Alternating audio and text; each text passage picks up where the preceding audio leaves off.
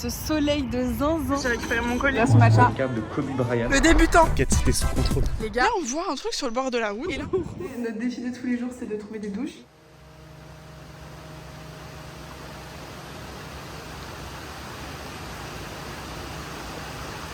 Pour vous faire un petit point sur la situation, après notre escapade en Australie, Margot m'a rejoint à Bali et nous avons passé les 5 jours qui précèdent mon voyage en Sulawesi ensemble. On va t'arroser les pieds.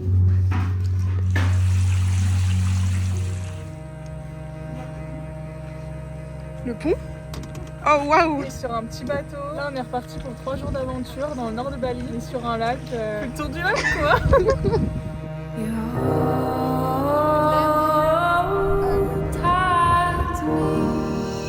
entendez? C'est un insecte qui fait ce bruit. On s'est fait un copain. Regardez. Tu vas faire tes griffes sur moi.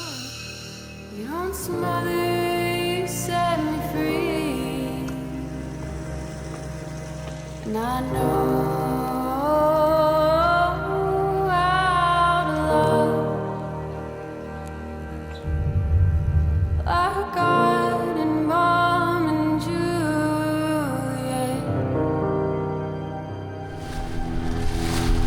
Coucou les amis, ce matin, on va aller voir des dauphins. On s'est levé à 5h30. On va essayer de voir des dauphins.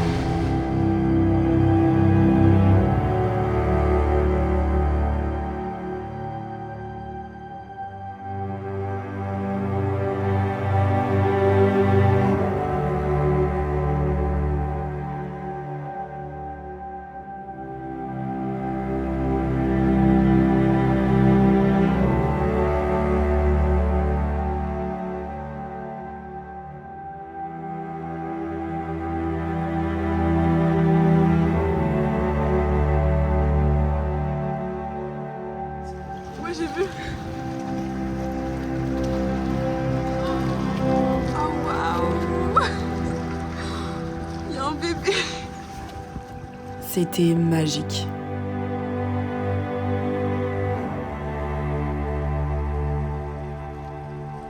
Et je crois que c'est l'un de mes plus beaux souvenirs de cet Erasmus.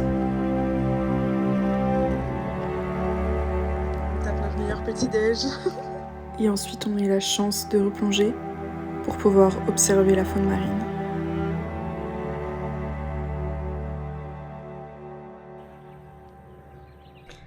Elle est bien rouge, la dame, hein. Et elle a le seum parce qu'elle devait avoir des places de Joule et finalement... La page, elle s'est enlevée. J'étais 9 millième, ça s'est enlevé. Et là, on est en train de monter une colline pour voir le sunset.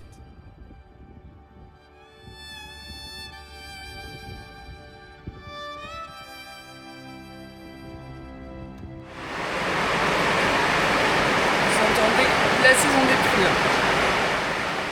C'est le déluge là. Les orages de zinzin. On a mangé notre petit-déj et on a pris la route. Elle mange des cacahuètes qu'on lui a données après un échec épuisant. C'est délicieux. Pas de bateau, mais on a des cacahuètes. Mais finalement, après 5 heures d'attente, on a fini par trouver un bateau pour aller sur l'île de...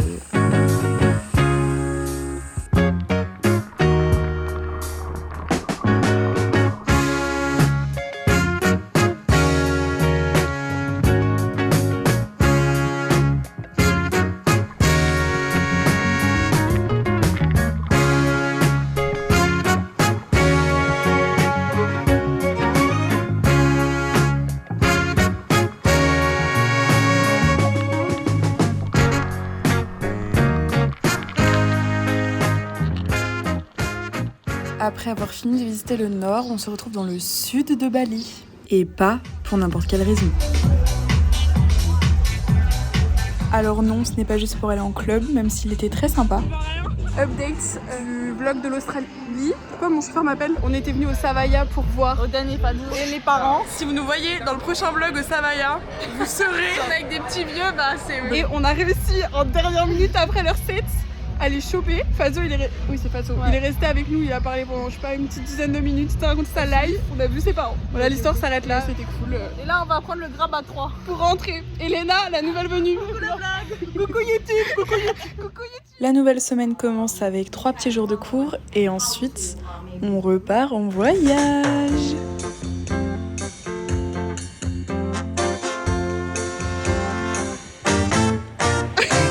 mais day one, on est déjà dans ce genre de situation, quoi. En gros, on a voulu visiter la mosquée et ils ont commencé à nous habiller. On est à Makassar là et il y a quasiment rien à voir à part cette mosquée. Du coup, voilà. On est super drôle. Et donc je vous présente L'une des plus grandioses mosquées de l'Indonésie. C'est ma nouvelle petite caméra. Ah, c'est celle que t'as achetée? Comme ça, c'est facile pour vlogger. C'est parti pour 2 semaines de road trip avec moi. On a atterri hier soir à Makassar, capitale de la Sulawesi. Et il faut savoir que cette mosquée a 99 dômes. 99 dômes. Donc on a continué à se balader dans la ville jusqu'à temps de prendre le bus et de changer de destination. Et nous voilà dans un bus de nuit, coincés pendant 10 heures de route. Jour numéro 2, on vient d'arriver à Rantepao, pays de Toraya. Ça a été sportif la nuit, hein. Franchement, le bus, j'ai l'impression d'être dans une attraction toute la nuit. Enfin bref, ça l'a fait. Donc là, en petit déj. Et on va aller voir des rituels funéraires, spécialité de cette contrée. Là, je vais conduire un scooter. C'est la première fois là, je suis stressée. On arrive donc à notre première cérémonie qui en est à son 3e jour, puisqu'une cérémonie dure en général 4 jours en fonction de la classe sociale de la personne décédée. Là, on était sur une classe sociale haute. C'était donc le jour du sacrifice de buffles ainsi que de cochons qu'ils attachent par le nez et ils leur tranchent la gorge devant tout un public. Cette viande est ensuite amenée en cuisine qui est au même endroit et tout le village qui s'est réuni pour cet événement vient manger cette viande qui a été sacrifiée au nom de la personne décédée. Et on a été super étonnés parce qu'ils ont été très accueillants envers nous alors qu'on s'est littéralement invités à des funérailles. Évidemment, on y retrouve du riz et du buffalo. Mais Rantepao est aussi connu pour son architecture bien spéciale. Et ses montagnes verdoyantes.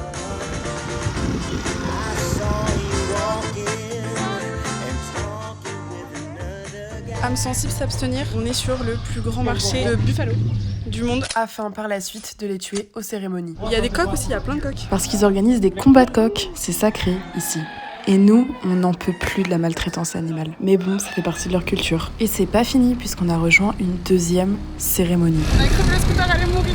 Mais ça s'est pas passé comme prévu. Je vais vous raconter l'histoire. On entendait le sang gicler. On entendait le sang gicler de leur gorge. Déjà, voilà le lieu du crime. Je les voyais dans le coin de mon œil courir partout. Et il y a un moment où en gros le mec il l'a tranché la gorge mais il l'a un peu loupé, où il est pas mort sur le coup, il a commencé à courir partout. Mais un buffle c'est hyper lourd, à l'agonie qui court partout. Du coup on a eu peur, on a couru et du coup à ce moment-là je me suis retournée. Et j'ai vu le buffle qui était en train de courir et qui avait vraiment la gorge ouverte. C'était pas de nuit, horrible. Chloé, ce soir. Et surtout l'odeur. Les odeurs. L'odeur de mort, quoi. Le Brésilien qui était avec nous, il avait des hauts le cœur et du coup il est parti. Et moi la deuxième fois c'était ça, genre j'avais envie de buzz, je me sentais trop mal, j'ai failli tourner de l'œil. Ouais. Mais après ça fait partie de leur culture. Bref, reprenons notre petite visite. Mais je crois que j'ai pris des coups de soleil. Mais juste là. On visite maintenant les maisons traditionnelles de Rantepao qui ont notamment été conçues pour la conservation du riz, mais Pas un grenier à riz. et ils vivaient là-dedans à 3 générations. On est sur du 50 mètres carrés maximum. Et tiens, voilà la cuisine. Donc pour conclure cette journée, Les Toraja du coup c'est le peuple qui vit dans la région dans laquelle on est en ce moment. Et c'est des gens qui sont pas catholiques, pas musulmans, ils ont pas une religion monothéiste, ils sont pas bouddhistes, ils sont animistes je crois. Le pouvoir est partout, dans la nature surtout. Et en fait tout le monde va au paradis du moment que au moins un buffle est sacrifié pendant sa cérémonie funéraire. On a vu des buffles qui coûtaient genre combien de millions? Le buffle blanc il coûte 18 000 euros. 18 000. Du coup Mais en millions, 350 millions Ouais, c'est de ça. roupies. Oui, c'est ça. Et ils disaient qu'ils pouvaient faire un prêt pour acheter ça pour leur famille. En fait, ils s'endettent parce que pour eux, c'est être bon dans leur cœur de faire tout ce qu'il faut pour le défunt de la famille. Et c'est rendre honneur à la personne défunte. Les sacrifices vont à la communauté. C'est la famille du défunt qui apporte des buffles.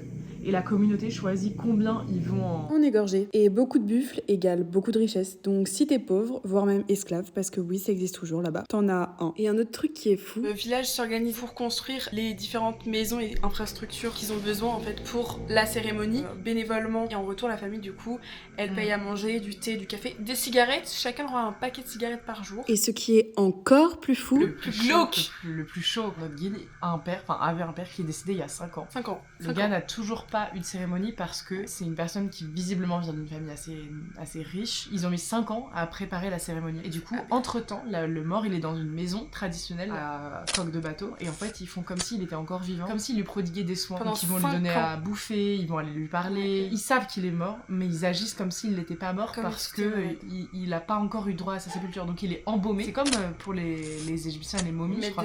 Ils mettent des produits à l'intérieur du corps. Et ensuite, voilà, ils le vident quasiment entièrement. Et ils relient un tuyau du corps à l'extérieur pour que du coup l'odeur s'en aille hors de l'extérieur, hors de la maison, quoi. Qui reste du corps. Et le liquide, ouais. Hallucinant.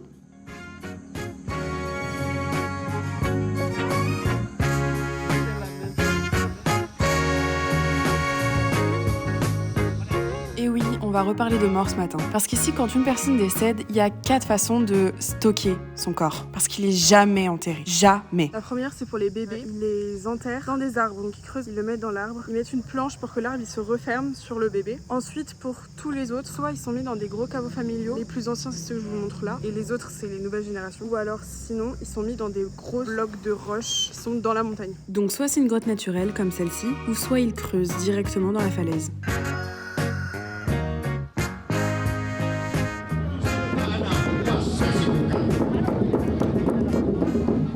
Et la surprise du jour a été qu'on a pu se joindre à un mariage. C'était tellement beau. Et c'est fou comme ils vivent vraiment en communauté ici. Tout le village était invité. On se tape un repas dans le mariage. Non mais... Elle mangeait à la main. Alors c'est comment cette expérience? Délicieux. La brochette est trop bonne.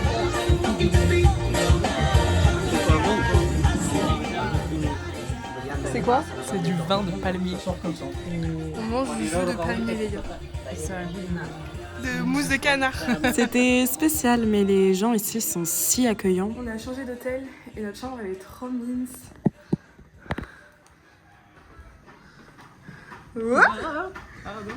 T'inquiète. Waouh.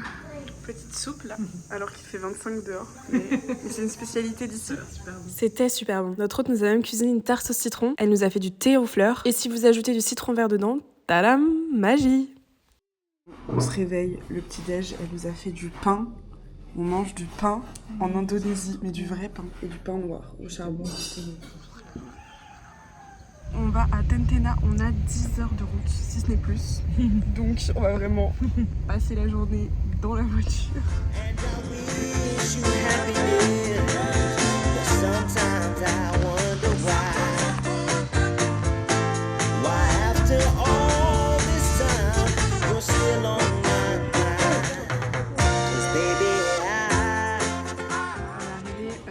À Tentena hier, après 11 heures de route. Petit déj.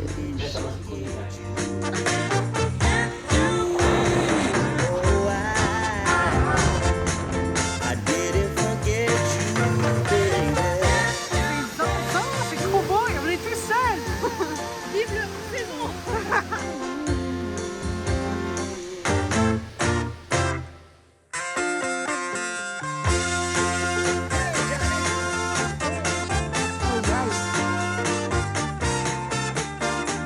On en aura vu des animaux étranges.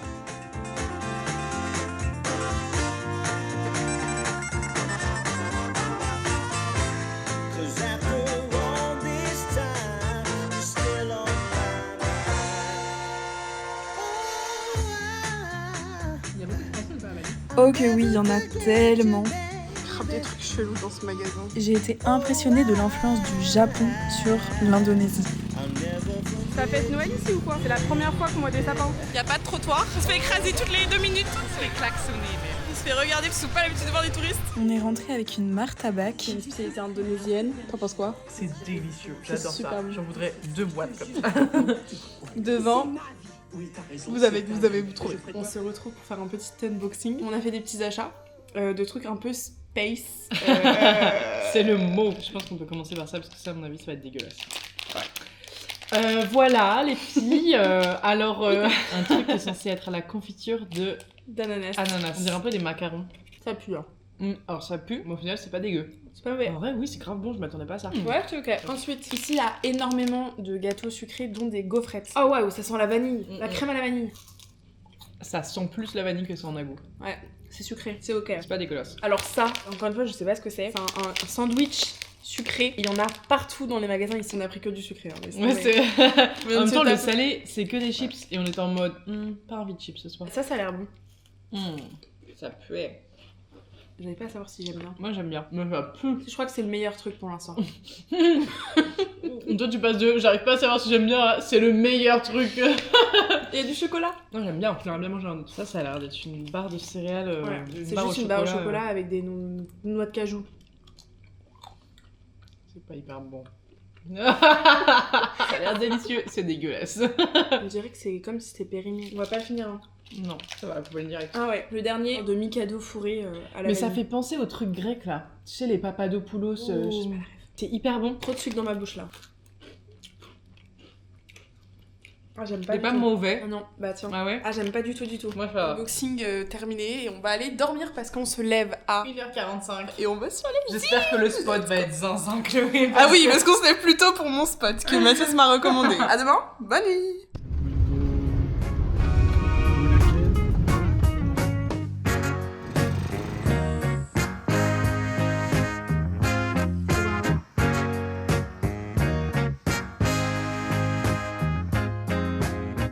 Non mais le spot de fou malade, je m'en remets toujours pas. On l'a fait, on est revenu. Attends, le bateau est là, on va partir à Unauna. 1 heure de trekking les gars. Ressenti? Super. Ressenti, on a bien marché. Pas du tout transpirante.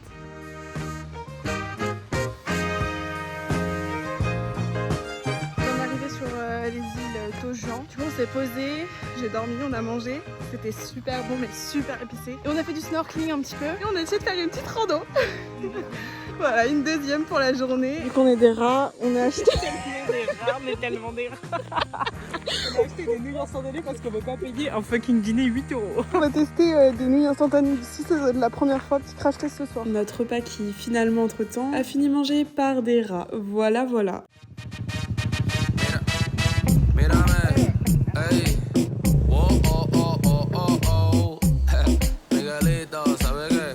Ey, suéltala con toda tu bellaquera, da la vuelta y va a la... On vient de monter un petit volcan, environ 200-250 mètres de dénivelé. Le sol c'est de la lave et c'est super chaud, du coup faut faire super gaffe. Et on est parti pour 1 heure de motocross afin de rentrer à notre resort. C'était n'importe quoi. Puis on s'est posé et j'ai repris ma lecture avec cette vue. On a mangé et on est parti faire de la plongée. On est en train de s'habiller là, on va partir pour notre première plongée ever. Ah, j'y crois pas, c'est trop bien.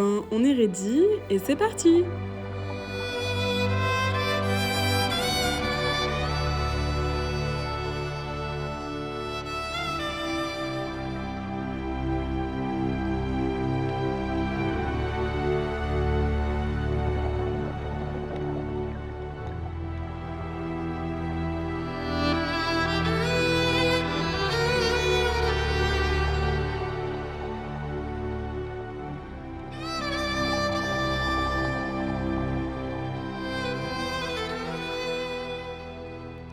C'était magique.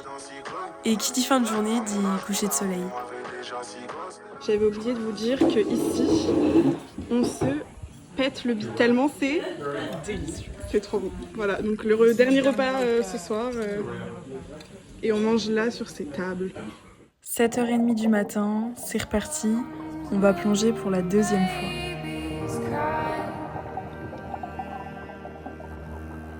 Nature gives love as lullaby. So come on home and be my daddy. Puis 14h, on remet ça pour la 3e et dernière fois. Way out here in the country. Les coraux sont incroyables, il y a tellement de couleurs et les bancs de poissons, c'est impressionnant. Et on a vu des bébés Nemo, c'était trop mignon. The ties between you and I. Le soir, on est carrément reparti faire du snorkeling de nuit parce que c'était trop beau. Et en plus, on a pu voir de la bioluminescence. Je sais pas si vous voyez les petits points bleus quand je bouge ma main. C'est le grand départ, on va malinguer sur un petit bateau. Nouvelle aventure commence. Normalement 4 heures de bateau. Thing between moon and sea can sever the On est sur une maison sur pilotis et ça, c'est notre chambre. La vue les gars, La vue. Oh my god, c'est trop beau. À peine arrivé, on nous a servi de la pastèque et de la mangue. Le repas de roi qu'elle nous a fait.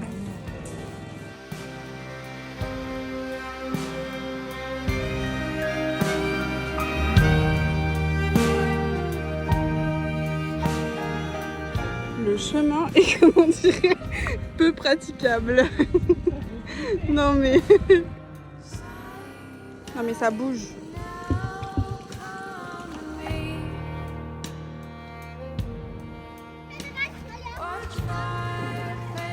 Les enfants de cette petite ville Pulo-Papan sont vraiment trop adorables. Et on a rencontré cette famille exceptionnelle avec qui on a beaucoup discuté. Notre petit déj ce matin, des pâtes. Mais au moins, il n'y a pas de poisson. De bon matin à 8h, on a pris le bateau pour aller faire un trek dans la jungle. Et on a notamment vu Batman. C'était assez impressionnant. On transpire de fou. On est haut d'un point de vue, c'est magnifique. Ce que j'aime trop ici, c'est qu'il y a tellement de mangues, on se régale. Après avoir bien mangé, on retourne au village. Alors, on va tester. Il y a quoi dedans, tu m'as dit, Ali? Il y a du pain dedans. Il y a de la glace. Très dubitative, si je puis me permettre. Il y a aussi des cacahuètes, j'espère sucrées, pas salées. Et après, les autres trucs, je n'ai aucune idée de ce que c'est. Ça a goût de médicament. Pour oublier ce moment pas des plus agréables, je dois dire, on est parti faire du snorkeling et voir les fameuses planches de coraux. Incroyable. Oh, waouh, je suis si rouge. C'est vrai qu'ici, le soleil, il pardonne pas. Et une fois la nuit tombée, on en a profité pour regarder notre hôte cuisiner du poisson. C'était super intéressant. Bonsoir, nous sommes le 2e jour à Malenge, qui est une île paradisiaque au fin fond de l'Indonésie, avec des paysages absolument sublimes, une eau transparente où en plus on mange délicieusement bien et les gens sont super gentils. Voilà, je vous mets le contexte. Chloé vient de s'asseoir dans le lit après une très belle soirée à parler avec plein de monde. Chloé vient de s'asseoir et de dire « Ah, enfin, le meilleur moment de la journée !» Car on allait regarder Vampire Diaries. Gaïa serait ravie, Gaïa serait fière d'elle. Je sens que des meilleurs moments à Malenge, regardez Vampire Diaries. M'en voulez pas, c'est la fatigue qui a parlé. Quel monstre, quel monstre! Allez, on attaque une nouvelle journée. Je me suis réveillée à 5h30 et quel plaisir de voir ce spectacle le matin. Oh! Les dauphins ont décidé de venir nous dire bonjour aujourd'hui. 3e jour à Malenge ce matin. On va aller voir, il y a un lac, il y a des méduses. On peut aller nager avec les méduses qui sont non évidemment piquantes. Quelle expérience de fou de nager dans un lac rempli de méduses. Et il y avait plein de bébés méduses, mais elles mesuraient parfois 1 cm quoi, c'était trop bizarre.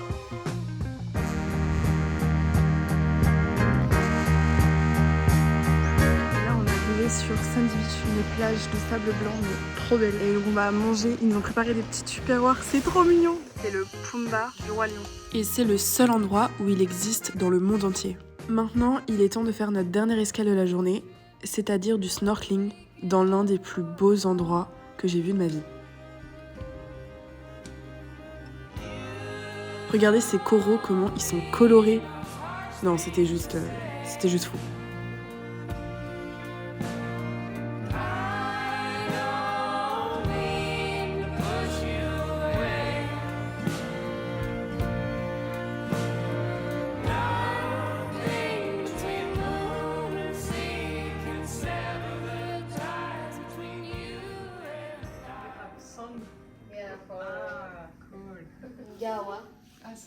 Arrive le 4e et dernier jour à Malenge et pour cela on a décidé de faire un cours d'anglais aux Indonésiens. On a d'ailleurs laissé une trace dans la cuisine du homestay et en échange, eux aussi nous ont appris quelques mots en indonésien. C'était vraiment tellement riche comme échange, j'oublierai jamais ce moment. Et là ça veut dire que c'est la fin puisque c'est notre dernier repas.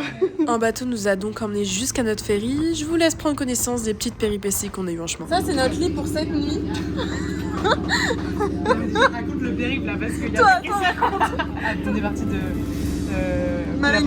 Malenge avec un retard de 1 heure avec des vagues de zinzin. Chloé elle a cru qu'on allait mourir, moi j'ai cru qu'on allait louper le bateau. On a des priorités différentes. Et en fait au final on l'a fait car on avait des super pilotes.